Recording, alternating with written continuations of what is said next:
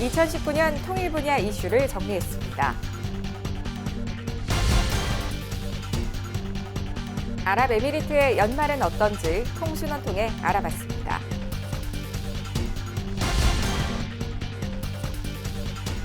스리랑카의 연말 분위기에 대해 들어봤습니다.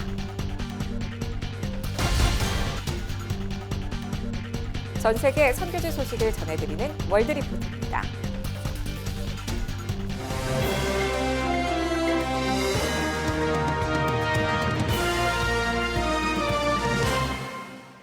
안녕하십니까. CGN투데이는 목회와 신학, 선교, 가정과 교육, 문화, 무슬림 영역의 심층 소식들을 요일별 섹션 뉴스로 전해드리고 있습니다. 월요일인 오늘은 목회와 신학입니다.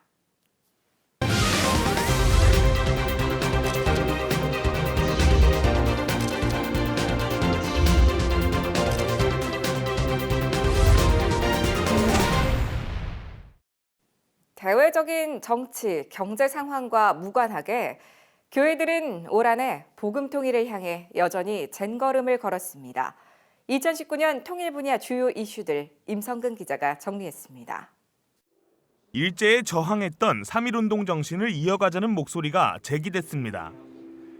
사회뿐 아니라 교계에서도 3.1운동에 대한 재조명 작업과 연구활동이 활발했는데 복음 통일을 위해 한마음으로 함께 걸어가야 한다는데 공감대를 가진 한 해였습니다.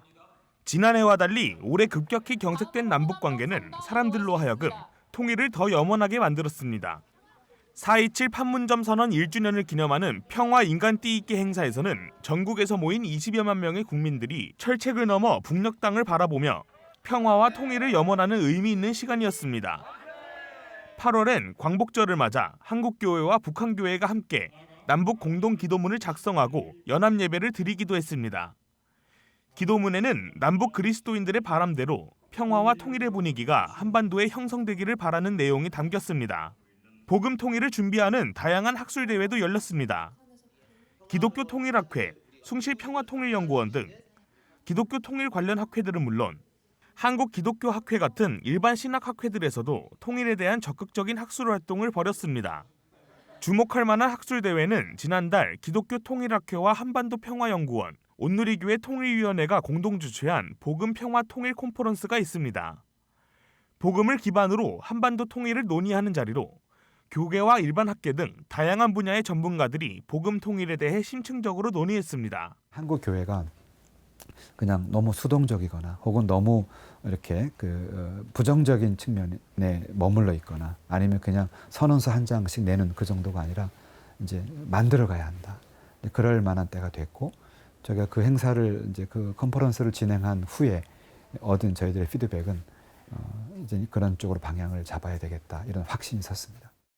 굶어 죽은 것으로 추정되는 한 탈북민 모자의 안타까운 죽음은 탈북민에 대한 사회적 관심을 다시 한번 불러일으켰습니다. 전문가들은 치열한 경쟁 사회인 한국 사회에서 탈북민이 정착할 수 있도록 돕는 것 또한 교회의 역할이라는데 한 목소리를 냈습니다.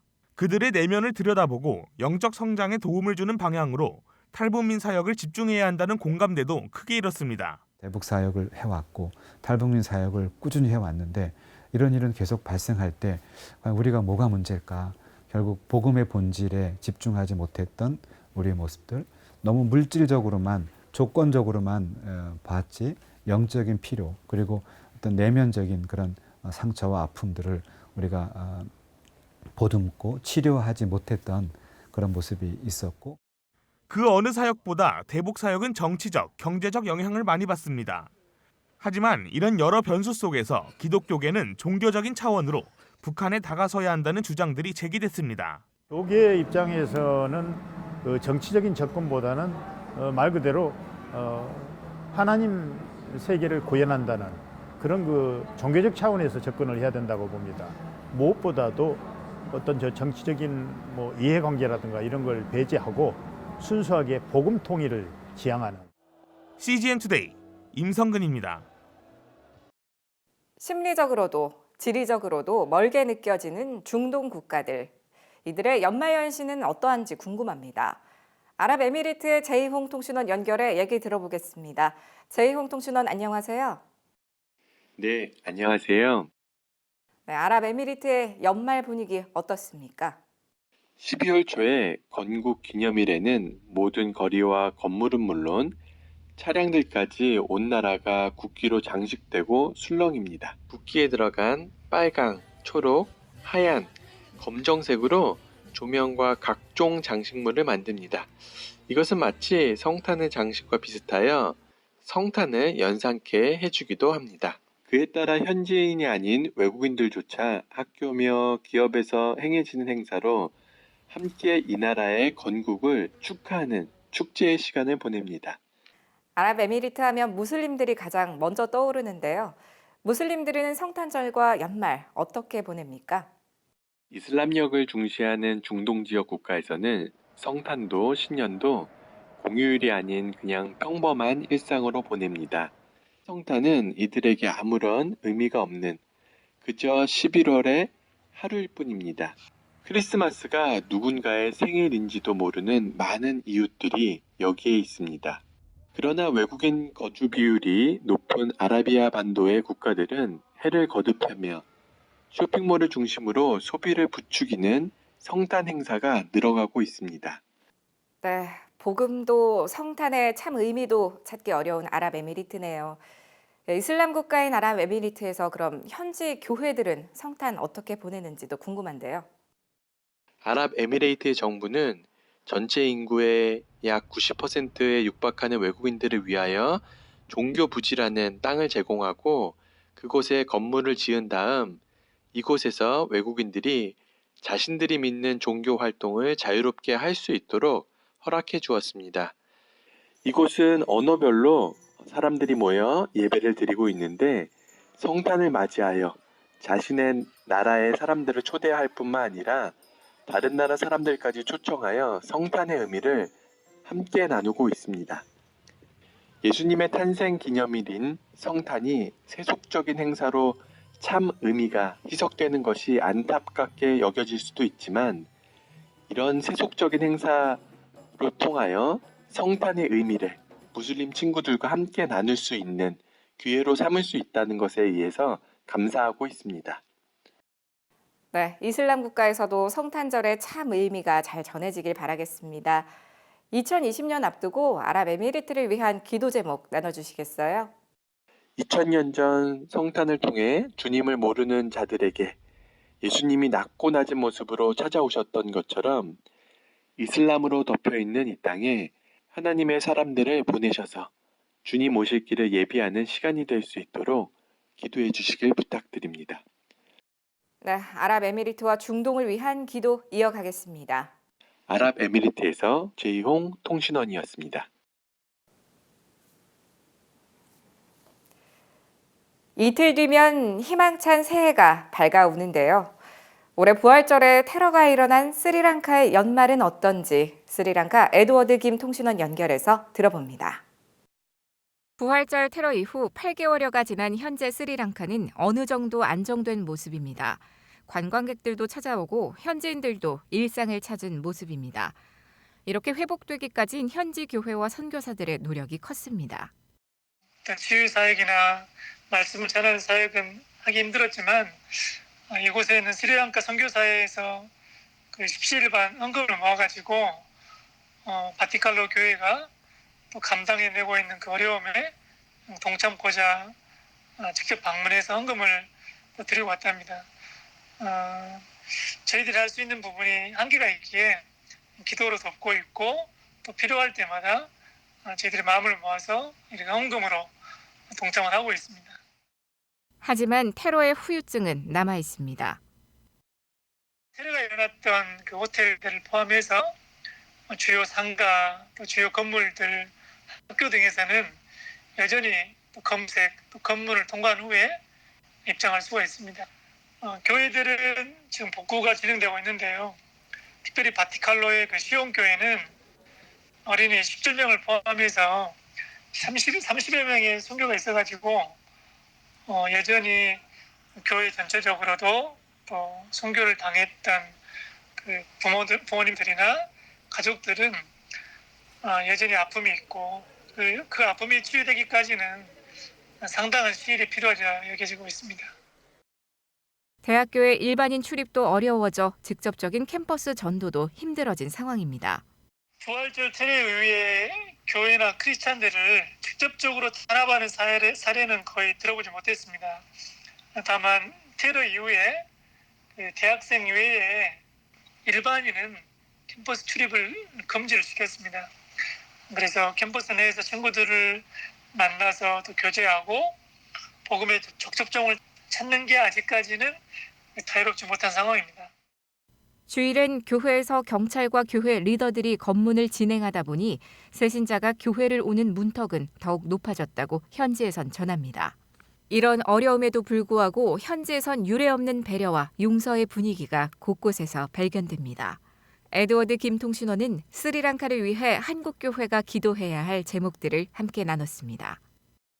지난 11월 달에 스리랑카에 새로운 대통령이 선출되었습니다.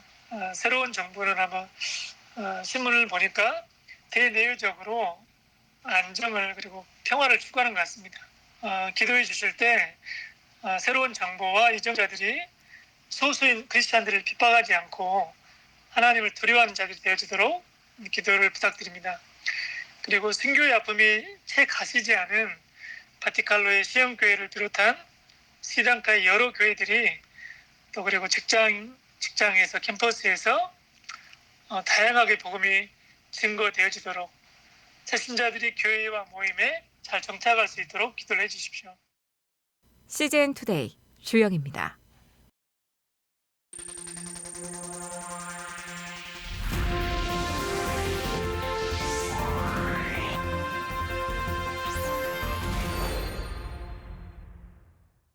전 세계 선교지 소식을 전해드리는 월드리포트입니다. 이란에서 자란 라민은 독실한 무슬림이었습니다. 그는 신을 끊임없이 행복하게 해야 한다는 염려 가운데 살았습니다. 결국은 신앙에 의문을 품게 됐고 예기치 못한 하나님의 메시지를 들었습니다. 라민 파르사는 이란의 독실한 무슬림 가정에서 자랐습니다. 그의 부모는 라민과 9명의 형제에게 이슬람과 샤리아법을 주입시켰습니다. Well, the teaching of Islam, they were very important for me because they told us by keeping those laws, you will get points, you earn points to go to heaven. So we had to keep those laws, like fasting during Ramadan, praying 5 times a day, and giving 1/5 of your income or whatever you have. And I remember as a child, we go in the streets and then we beat ourselves and with chains and trying to please Allah. 그는 신실한 행위로 천국의 자리를 얻길 바랐지만 확신할 수 없었습니다. Every time we prayed for something, in fact, when we prayed for something to happen, the opposite happened. The worst thing happened. And my question was why? Because I was diligent in my quest and in my obedience. But then it seemed like Allah is not answering and hearing our prayers. God, to me, he seemed like a distant tyrant. I couldn't say that as a Muslim, but it seemed like he was ready to punish us all the time. But he was distant in helping.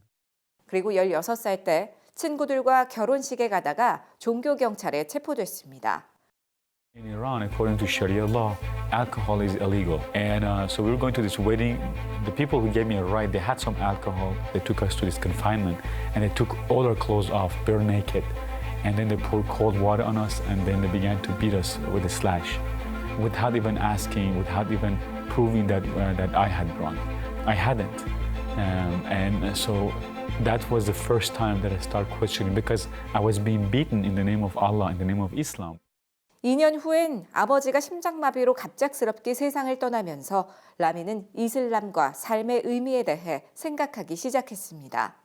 그리고 1년이 지난 어느 날 위성 TV 프로그램을 보다가 어떤 메시지를 들었습니다. In Iran, to have a satellite dish is illegal, but everybody has one. In the midst of my depression and hopelessness, I came across this channel and this guy was talking about Jesus, that he is the Son of God, that he died for me on the cross, he rose from the dead, and he loves me. I didn't believe it at the moment. I rejected the whole thing, but still I felt something happened to my heart. I felt that something was telling me that this is truth. 라민의 우울증은 깊어졌지만 또 한 번 TV에서 메시지를 들었습니다.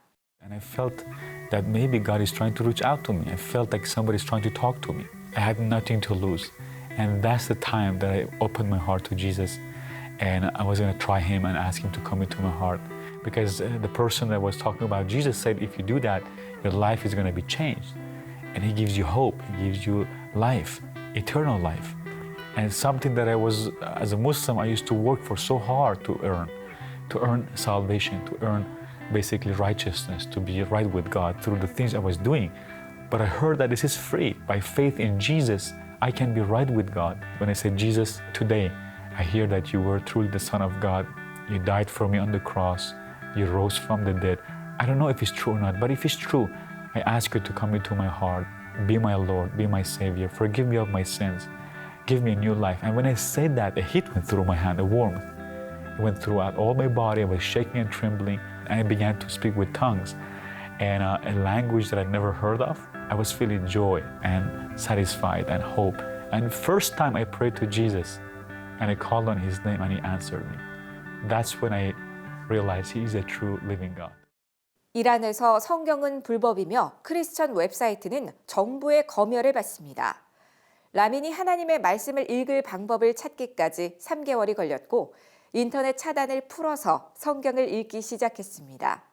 그는 어머니에게 복음을 전했고 어머니 역시 구원을 얻었습니다.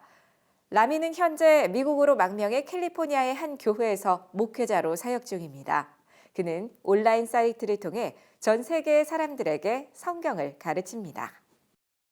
지금까지 CBN과 함께하는 월드리포트였습니다. 오늘의 단신입니다. 최근 미얀마 최대 반군 세력인 와주 연합군이 폐쇄했던 51개 교회 재개방을 허락했다고 영국 크리스천 투데이가 보도했습니다.